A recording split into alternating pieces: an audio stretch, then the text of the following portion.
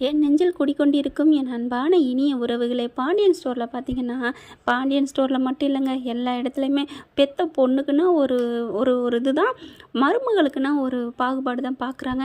நிறைய இடங்களில் ஒரு சில இடங்களில் கரெக்டாக இருந்துக்கிறாங்க. அதே மாதிரி தாங்க இப்போ பார்த்தீங்கன்னா, அரசி வெளியில் போகணும்னு சொன்ன கையோட புருஷன் சரின்றாரு பாண்டியன். அப்போ புருஷன் சொன்னோன்னே சரின்றது இந்த பிள்ளை கோமதி பிள்ளையும். ஆனால் இதே சாக்கட்டு வச்சு ராஜிக்கு அனுப்பிடாதீங்க டான்ஸ் கிளாஸுக்கு அப்படிங்குதுங்க. ஏங்க எதுக்கு அண்ணன்மாருங்க என்ன பண்ண போகிறீங்க? இப்போ இந்த குடும்பத்து மேலே தப்பு இல்லைங்கிறத ராஜி நிரூபிச்சிருச்சு. அப்படி இருக்கையில் என்ன ஏன் தான் இப்படி பண்ணுதுங்கன்னு தெரியல. அப்படியே பாண்டியன் பார்க்குறாங்க. போ போ போறியா போ அப்படிங்கிறாரு. கோமதி இருந்துட்டு என் பேச்சை எங்கே யார் கேட்குறீங்க அப்படின்ட்டு போயிடுறாங்க. இங்கே அரசி என்ன பண்ணுறாங்க, கிளம்புறதுக்கு வேக வேகமாக கிளம்பிக்கிட்டு இருக்காங்க.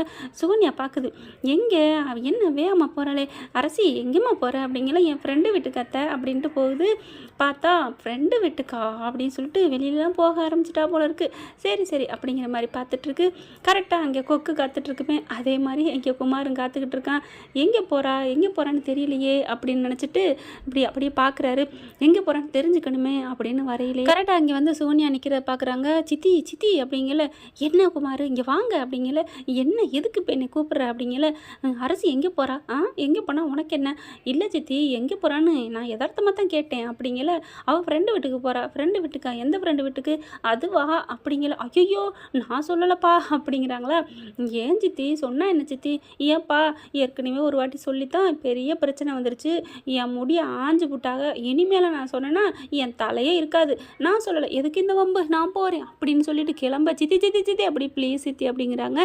என்னப்பா உனக்கு பிரச்சனை, இல்லை சித்தி நான் ஒரு 2 நிமிஷம், இல்லை ஒரு நிமிஷம், ஒரு அரை நிமிஷம் நான் பேசிட்டு வந்துடுவேன், நான் வேறு எதுவுமே பண்ண மாட்டேன் சித்தி, எந்த வீட்டுக்கு போகுது சொல்லுங்கள் சித்தி அப்படின்ட்டு, இல்லை நான் பின்னாடியே போகிறேன் அப்படின்னு போகிறாங்க. ஐயோ வேணாப்பா குமார் வேணான்னு கையை பிடிச்சி இழுக்கிறாங்க. அதுக்கப்புறம் சொல்லுங்கள் சித்தி நான் பேசிட்டு நான் வேறு எதுவுமே செய்ய மாட்டேன், ஏப்பா நீ முன்னாடி இப்படி தான் சொன்னேன், அப்புறம் ராத்திரி கடத்திட்டு போயிட்டில, இது தேவையா, ஏதோ இப்போ தான் அமளிது மலையெல்லாம் அடங்கி போய் ஒழுங்காக போயிட்டுருக்கு, என் வாழ்க்கையை எதுவும் கேள்விக்குறியாக்கிறாத, பெரிய ரொம்ப பயந்த பிள்ளை பாருங்க அந்த சுகன்யா, ஒன்றும் தெரியாத இருந்தா தங்கமயில் பேசுகிற பேச்சு.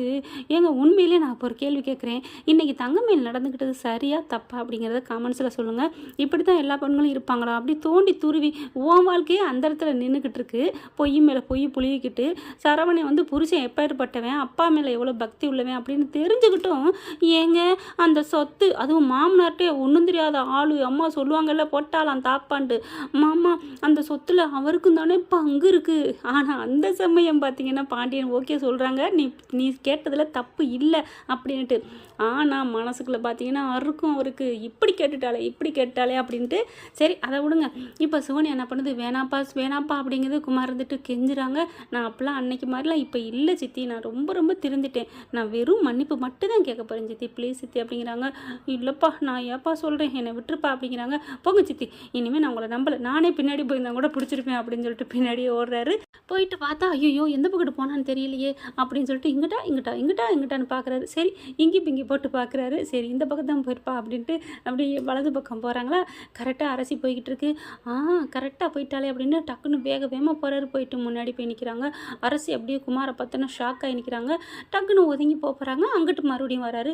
இந்த பக்கம் ஒதுங்கி போகிறாங்க. இந்த பக்கம் வந்து நிற்கிறாரு. உனக்கு என்ன வேணும், எதுக்கு இப்படி வந்து என்னை வந்து நீ வந்து முன்னாடி நின்று ஃபாலோ பண்ணிக்கிட்டே வந்து இப்படி டார்ச்சர் பண்ணுற அப்படி இப்படின்னு அரசி கத்துறாங்க. அரசி நீ என்ன சொன்னாலும் நான் கோவிக்க மாட்டேன் அரசி, ஒரு 5 நிமிஷம் ஒரு நிமிஷம் என்கிட்ட பேச அரசி, ப்ளீஸ் அரசி, உங்ககிட்ட பேசுறதுக்கு நான் யார், இல்லை என்கிட்ட பேச நீ யார், உனக்கு எனக்கு என்ன சம்மந்தம், நான் போகிறேன் அப்படின்னு கிளம்ப போகிறாங்க. உனக்கு எனக்கு எந்த சம்மந்தமும் இல்லைதான் அரசி, ஆனால் உனக்கு இப்போ ஏற்பட்ட பாவத்துக்கு நான் பாவக்காரியாக ஆகிட்டேன், அந்த பாவத்தை பண்ணதுக்காண்டி தப்பு பண்ணிட்டேன், பாவ மன்னிப்பு கேட்டு வந்து நிற்கிறேன் அரசி, ப்ளீஸ் அரசி, நான் பண்ணதெல்லாம் தப்பு தான் அரசி, என்னை மன்னிச்சிரு அரசி அப்படின்னு மண்டி போட்டு மன்னிப்பு கேட்குறாங்க. உங்ககிட்டலாம் நான் பேச தயாராகவே இல்லை, நீ யார் உலகத்தில் யாரை வேணாலும் மன்னிப்பேன், ஆனால் ஒன்றை நான் மன்னிக்கவே மாட்டேன், கரெக்டான நேரத்தில் தாலி கட்ட போகிற நேரத்துக்கு என்னை தூக்கிட்டு போன பார்த்தியா, ஒன்றை நான் எப்படா மன்னிப்பேன் அப்படிங்கிறாங்க. தப்பு தான் அரசி தப்பு தான், அப்போ என் மனசு மனசுக்குள்ள மண்டைக்குள்ள மூளைக்குள்ள எல்லாத்துலேயுமே எங்கள் அப்பங்காரன் பண்ணி வச்சான் பாரு, அந்த கெட்ட புத்தி தான் அதுக்குள்ள இருந்துச்சு. ப்ளீஸ் அரசி என்னை மன்னிச்சிரு அரசி அப்படின்னு கெஞ்சிக்கிட்டே இருக்காங்க. எங்கள் அப்பா பண்ணித்தான் அப்படி பண்ணிட்டேன், மற்றபடி என் மேலே எந்த எதுவுமே இல்லை அரசி. இந்த குடும்பமே எங்கள் குடும்பத்தை என் தங்கச்சி இழுத்துட்டு போயிடுச்சு அப்படி இப்படின்னு நான் கஷ்டத்தில் இருந்தனால தான் மனசு நொந்து போயிருந்தேன். அதனால தான் உனக்கு உங்கள் அப்பா அம்மாவுக்கு கொடுக்கணுங்கிற வேதனையில் உன்னையே நான் நோகடிச்சிட்டேன் அரசி, என்னை நம்ப அரசி, நான் இப்போ திருந்துட்டேன். ஓ அப்போது உங்கள் ராஜி உண்மையை சொன்னதுனால எங்கள் மேலே தப்பு இல்லைங்கிறனால நீ திருந்திருக்கிற, மற்றபடி எனக்கு செஞ்சது தப்பு துரோகம் அப்படி நீ நினைக்கல அப்படின்னு அரசி கேட்க, ஐயோ நீ அப்பெல்லாம் நினைக்காத, அதுவும் ஒரு காரணம், ஆனால் இப்போ நான் மனசார ரொம்ப திருந்திட்டேன் அரசி, ப்ளீஸ் அரசி, உன்னை நான் எவ்வளோ கொடுமைப்படுத்திருக்கேங்கிறத இப்போ தான் நான் புத்தி தெளிஞ்சிருக்கு அரசி, என்னை நம்புன்னு அழுகுறாங்க, அப்படி காலை பிடிச்சி கெஞ்சுறாங்க. தள்ளிக்கிறியா இல்லையாண்ணா, இல்லைன்னா ஏதாவது போலீஸில் பிடிச்சி கொடுத்துருவேன், இல்லைன்னா கத்திடுவேன் அப்படின்னு கத்துறாங்க. அப்படியே ஒதுங்கிறாரு. சரி அரசி நீ போ அரசி, நான் உன்னை எந்த தொந்தரவும் பண்ண மாட்டேன் அப்படின்னு ஒதுங்கிக்கிறாரு. கரெக்டாக சோனியா ஓடி வருது. ஏன்டா அப்படி பண்ணுற, என்னை எப்படி நான் தான் உன்னை அனுப்புறேன்னு சொல்ல போகிறாங்க, எதுக்குடா உனக்கு தேவையா அப்படின்னு திட்டுறாங்க. சித்தி அப்படிலாம் இல்லை சித்தி, நான் வந்து மன்னிப்பு தான் கேட்டேன் சித்தி. மன்னிச்சாலா, மன்னிக்கல சித்தி. அப்புறம் அவள் தான் கோவமாக இருக்கல, அப்புறம் என்னடா அப்படின்னு இருக்கல. கரெக்டாக அங்கேருந்து வர்றாங்க மீனா, எல்லாத்தையும் ஓரலாக பார்த்துடுறாங்க. பார்த்துட்டு சோனியா பார்த்து செம்ம காண்டாகிறாங்க. இன்னும் இவங்களோட கூட்டு வச்சுக்கிட்டு இன்னும் சதி பண்ண போறியா, இருக்கிற மான மரியாதை எல்லாம் போயிடுச்சு, இன்னும் என்ன பண்ண இருக்கிறீங்க, என்ன ஏன் இப்படி பண்ணுறீங்க அப்படின்னு கத்துறாங்க. அப்படிலாம் இல்லை, அது வந்து என்ன சித்தி, ஏன் சித்தி இப்படிலாம் பண்ணுறீங்க அப்படின்னு சொல்லிட்டு செம்மையாக கத்திட்டு, இன்னைக்கு இருக்கு உங்களுக்கு வீட்டில் வாங்க அப்படின்ட்டு போகிறாங்க.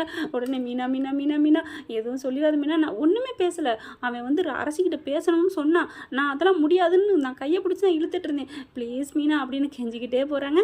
இன்றைக்கி கண்டிப்பாக நான் சொல்லி உங்களுக்கு இன்னும் இருக்குது, உங்களை குட்டிமையை பிடிச்சி வெளியில் விரட்டாமல் விட மாட்டேன் இவங்க கத்திட்டே போகிறாங்க.